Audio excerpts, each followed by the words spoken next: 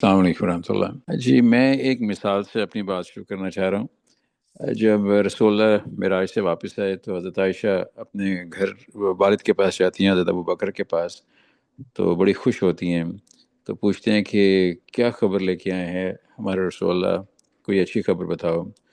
تو وہ کہنے لگیں کہ انہوں نے کہا ہے کہ جو کوئی کسی کا دل کو خوش کرے گا اللہ اسے بخش دے گا۔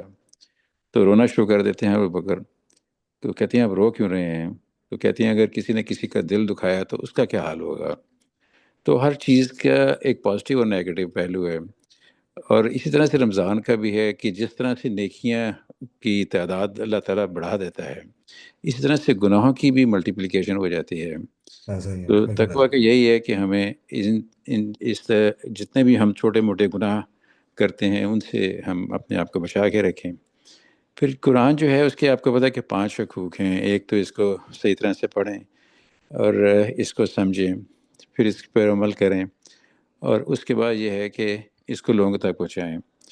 تو یہ ایک مہینہ ایسا ہے کہ یہ 5 عمل جو ہیں ہم اس قرآن کے ساتھ اس مہینے میں کر سکتے ہیں۔ تو اس قرآن کی تلاوت جو ہے وہ اس کا اثر ایسے ہے کہ جیسے ہم لوگ رمضان ختم ہوئے تو میرے پاس ان دنوں میں پہلے ڈاکٹر ذاکر نائک اکثر آیا کرتے تھے، تو رمضان میں یہاں پہ، تو وہ ایک دفعہ آئے ہوئے تھے، تو میں نے ان سے پوچھا، ہم اور بھی دوست بیٹھے ہوئے تھے، کہ اب رمضان ختم ہو گیا ہے، ایمان ویسا نہیں ہے، پھر دل جو ہے وہ گناہوں کی طرف مائل ہوتا ہے، سستی کی طرف مائل ہوتا ہے، تو کیا آدمی کرے؟ ہم سب نے یہ ایکسپیرینس کیا ہوگا کہ وہ ایمان کا لیول نہیں ہوتا جو رمضان میں ہوتا ہے۔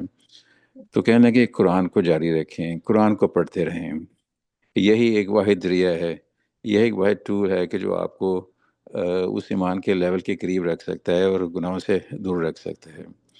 ہمارے ساتھ جڑے رہنے کے لیے ہمارا چینل سبسکرائب کریں۔